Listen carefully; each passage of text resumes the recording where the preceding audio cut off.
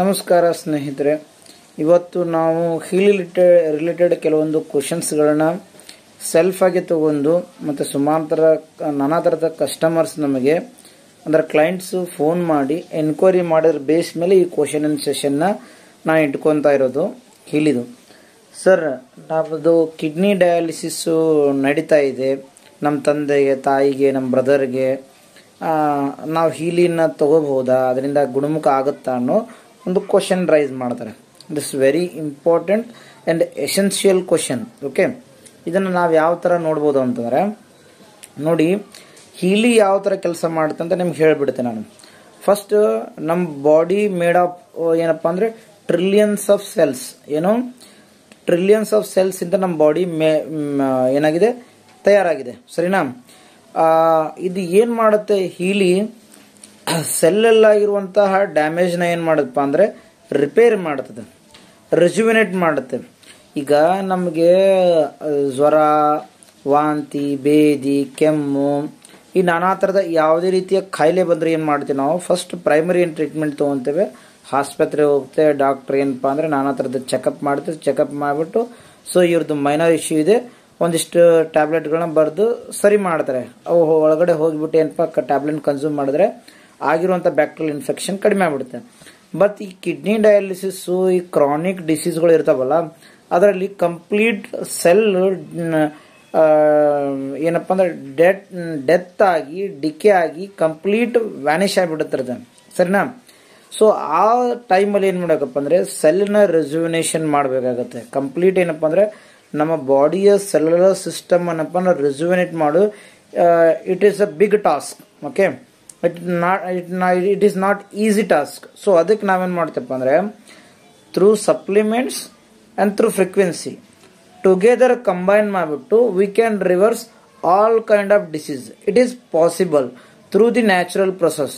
But Healy ಹೆಂಗೆ ಕೆಲಸ ಮಾಡುತ್ತಂದ್ರೆ, ಈಗ ನಾವೇನು ಬ್ರಾಸ್ಲೈಟ್ ಮುಖಾಂತರ ಮೈಕ್ರೋ ಫ್ರೀಕ್ವೆನ್ಸಿನ ಬಾಡಿಯ ಸೆಲ್ಯುಲರ್ ಸಿಸ್ಟಮ್ ಕಳಿಸಿದಾಗ ಯಾವ ಪಾರ್ಟು ಡ್ಯಾಮೇಜ್ ಆಗಿ ಸೆಲ್ಸ್ ಏನಪ್ಪ ಅಂದ್ರೆ ಡಿಕೆ ಅಂದರೆ ಕ್ಷೀಣಿಸ್ತಿರ್ತವೆ.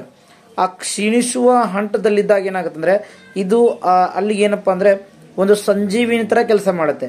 ಅಲ್ಲಿ ಫಸ್ಟ್ ಆಗಿರುವಂಥ ಡ್ಯಾಮೇಜ್ಗಳನ್ನ ಇದು ಕಂಟ್ರೋಲ್ ಮಾಡುತ್ತೆ, ಬ್ಯಾಲೆನ್ಸ್ ಮಾಡುತ್ತೆ, ನ್ಯೂಟ್ರಲೈಸ್ ಮಾಡುತ್ತೆ, ಫರ್ದರ್ ಗ್ರೋತ್ ಆಗದೆ ಇರೋ ಥರ ನೋಡ್ಕೊಳುತ್ತೆ. ಅದರಿಂದ ಏನಾಗುತ್ತಂದ್ರೆ first week, second week, third week ಅಂದರೆ ಒಂದು ತಿಂಗಳ ಒಳಗಡೆ ನಿಮಗೆ ಪೇಷಂಟ್ಸು ಬಾಡಿ ಸ್ಟ್ರಕ್ಚರ್ ಚೇಂಜ್ ಆಗ್ತಾ ಹೋಗ್ತದೆ, ಅವ್ರ ಸಿಂಪ್ಟಮ್ಸ್ ಚೇಂಜ್ ಆಗ್ತಾ ಹೋಗ್ತದೆ, ಅವ್ರ ಡಯಾಲಿಸಿಸ್ ಅಲ್ಲಿ ವೇರಿಯೇಷನ್ ಆಗ್ತಾ ಹೋಗ್ತದೆ. ಪದೇ ಪದೇ ಡಯಾಲಿಸಿಸ್ ಆಗೋದು ಸ್ವಲ್ಪ ಲಾಂಗಿವಿಟಿ ಹೆಚ್ಚಾಗ್ಕೊಂತ ಹೋಗ್ತದೆ. ನಾನೇನು ಕ್ಲೇಮ್ ಮಾಡ್ತಾ, ಈವನ್ ಹೀಲಿ ಕಂಪನಿಯವರು ಕೂಡ ಯಾವುದೇ ರೀತಿ ಹೀಲಿಂದ ಇಂಥ ರೋಗಗಳನ್ನ ವಾಸಿ ಮಾಡುವಂತ ಕ್ಲೇಮ್ ಮಾಡಲ್ಲ. ನಾವೇನು ಮಾಡ್ತೀವಪ್ಪ ಅಂದರೆ ರೂಟ್ ಲೆವೆಲ್ ಅಲ್ಲಿ ನಾವೇನಪ್ಪ ಅಂದ್ರೆ ಫ್ರೀಕ್ವೆನ್ಸಿನ ಪ್ರೊವೈಡ್ ಮಾಡಿದಾಗ, ಮೈಕ್ರೋ ಫ್ರೀಕ್ವೆನ್ಸಿಯಿಂದ ಮೈಕ್ರೋ ಕರೆಂಟ್ ಪಾಸ್ ಮಾಡಿದಾಗ ಎಷ್ಟೋ ಜನ ಲ್ಯಾಕ್ಸ್ ಟುಗೆದರ್ ಕೊಟ್ಟು ಈ ಮೈಕ್ರೋ ಫ್ರೀಕ್ವೆನ್ಸಿನ ತಗೊಂಡು ಬೆನಿಫಿಟ್ ಆಗಿದ್ದಾರೆ, ಇಲ್ಲ ಅಂತ ಹೇಳ್ತಿಲ್ಲ. ಆದ್ರೆ ನಾವು ವಿ ಡೋಂಟ್ ಕ್ಲೈಮ್ ಇದರಿಂದ ತಗೊಂಡ್ರೆ ಭಾಷೆ ಆಗುತ್ತೆ. ಬಟ್ 100% ಬೆನಿಫಿಟ್ ಆಗಿದೆ ಜನಗಳಿಗೆ.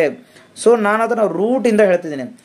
ಕರೆಕ್ಟಾಗಿ 1 ವಾರ ಅಥವಾ 2 ವಾರ 3 ವಾರ ಫಸ್ಟ್ ಡಿಟಾಸ್ ಸೈಕಲ್ನ ತಗೊಂಡಾಗ ಏನಾಗುತ್ತೆ ಅಂದರೆ ಆಗ್ತಿರುವಂಥ ಬ್ಯಾಕ್ಟೀರಿಯಲ್ ಗ್ರೋತ್ನ ಮಲ್ಟಿಪ್ಲಿಕೇಶನ್ ಆಗ್ತಿರುವಂಥ ವೈರಸ್ಗಳನ್ನ ಏನಪ್ಪ ಅಂದರೆ ಮೊದಲು ನ್ಯೂಟ್ರಲೈಸ್ ಮಾಡಬೇಕಾಗತ್ತೆ. ಓಕೆ, ನಂದು ಡಯಾಗ್ನೋಸು, ನಂದು ವೇ ಆಫ್ ಅಪ್ರೋಚ್ ಯಾವ ಥರ ಅಂತಂದರೆ ಕಂಪ್ಲೀಟ್ ರಿವರ್ಸ್ ಮಾಡಬೇಕು. ಎನಿ ಕೈಂಡ್ ಆಫ್ ಡಿಸೀಸ್, ಯಾವುದೇ ಥರದ ರೋಗಗಳಿದೆ ನೋಡಿ, ಅದನ್ನು ನಾವು ರಿವರ್ಸ್ ಮಾಡ್ಬೋದು. It is 100% possible.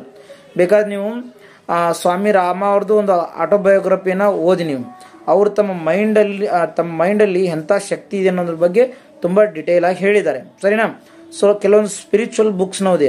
ನಮ್ಮ ಮೈಂಡ್ಗೆ ಡಿಸೀಸ್ನ ಕ್ರಿಯೇಟ್ ಮಾಡುವಂಥ ಶಕ್ತಿನೂ ಇದೆ, ಡಿಸೀಸ್ನ ರಿವರ್ಸ್ ಮಾಡುವಂಥ ಕೆಪಾಸಿಟಿನೂ ಇದೆ. ಸರಿನಾ? ಹೀಲಿಯಿಂದನೇ ಎಲ್ಲ ವಾಸಿ ಆಗುತ್ತೆ ಅಂತ ಹೇಳಲ್ಲ, ಬಟ್ ಹೀಲಿ ಅನ್ನೋದು ಒಂದು ನಮ್ಮ ಸೆಲ್ಯುಲರ್ ಸಿಸ್ಟಮ್ನ ರಿಪೇರಿ ಮಾಡೋದಕ್ಕೆ ಒಂದು ಸಿಕ್ಕಿರುವಂಥ ಆಧುನಿಕ ಉಪಯೋಗಕಾರಿ ಅಂತ ಒಂದು ಉಪಕರಣ ಇದು. ಸರಿನಾ? ಇದು ಒಂದು ಅಲಾದಿನ್ ಚಿರಾಗ್ ಥರ ನಮ್ಮ ಜೀವನದಲ್ಲಿ. ಯಾಕಂದರೆ ಮ್ಯಾಕ್ಸಿಮಮ್ ರೋಗಗಳು ಏನಪ್ಪ ಅಂದರೆ ಮೆಡಿಕಲ್ ಸೈನ್ಸ್ ಅಂತ ಸೈಕೋಸೊಮ್ಯಾಟಿಕ್ ಮಾನಸಿಕ ಅಸ್ಥಿರತೆಯಿಂದ, ಮಾನಸಿಕ ಖಿನ್ನತೆಯಿಂದ ನಮಗೇನಪ್ಪ ಅಂದರೆ ನಮ್ಮ ದೇಹದ ಒಳಗಡೆ ರೋಗಗಳು ಪ್ರವೇಶ ಆಗ್ತವೆ. ಸೊ ಅದರಿಂದ ಏನಾಗುತ್ತಂದರೆ ನಮ್ಮ ದೇಹದ ನಾನಾ ಅಂಗಗಳು ಡ್ಯಾಮೇಜ್ ಆಗ್ತಾ ಹೋಗ್ತದೆ. ಮತ್ತು unhealthy life style. Unhealthy life style ಅಂದರೆ ಏನು?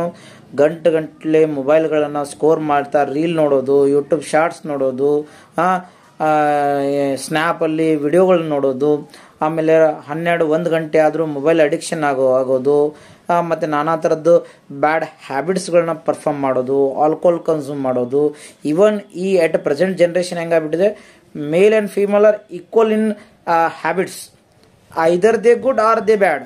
ಅವ್ರೇನಪ್ಪ ಸಮಾನತೆ ಸಿಕ್ಕಿದೆ ಅಂತಂದರೆ ಎಲ್ಲದರಲ್ಲಿಯೂ ಕುಡಿಯೋದು, ತಿನ್ನೋದು, ಎಲ್ಲದರಲ್ಲಿಯೂ ಸಮಾನತೆ. ಸೊ ಹಂಗಿದ್ದಾಗ ಅನ್ಹೆಲ್ದಿ ಆ್ಯಕ್ಟಿವಿಟೀಸ್ನ ಪರ್ಫಾರ್ಮ್ ಮಾಡಿದಾಗ ದೇಹಕ್ಕೆ ರೋಗ ಬಂದೇ ಬರ್ತದೆ. It is natural tendency, natural phenomena. ನೀವೇನೇ ಮಾಡಿ ಅದರ ಬಾಯ್ ಪ್ರಾಡಕ್ಟ್ ನಾವು ಅನುಭವಿಸ್ಲೇಬೇಕಾಗುತ್ತೆ. ಯದ್ ಭಾವಂ ತದ್ಭವತಿ. ಯಾವ ಥರ ಇರ್ತದೆ ಅದೇ ಥರ ಆಗ್ತದೆ. ಹಿಂದಿಲಿ ಒಂದು ಕಹಾವತಿ, ಕೈಸಿ ಕರ್ಣಿ ವೈಸಿ ಬರ್ಣಿ.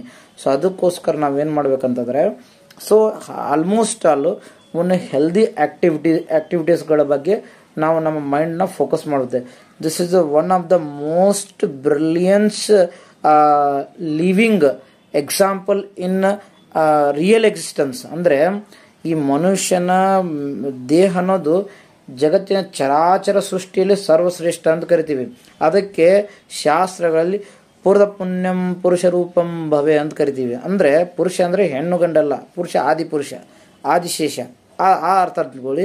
ಶ್ರೇಷ್ಠತೆ ಇದು. ಯಾಕಂದ್ರೆ ಇದರಲ್ಲಿ ಮೈಂಡಲ್ಲಿ ಏನಪ್ಪ ಅಂದರೆ 100% ನಾವು ಮೈಂಡ್ ಯೂಸ್ ಮಾಡಿಬಿಟ್ರೆ we can heal everybody.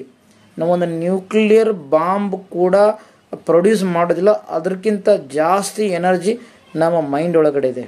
It is 100% proven science. ಯಾಕಂದರೆ science has a certain limitations. Yoga is a beyond limitation. Science beyond science ಅಂತ ಕರಿತೀವಿ ನಾವು. ಅಂದರೆ ನನ್ನ ಕಣ್ಣಿಗೆ, ನನ್ನ ಮನಸ್ಸಿಗೆ, ನನ್ನ ಇಂದ್ರಿಯ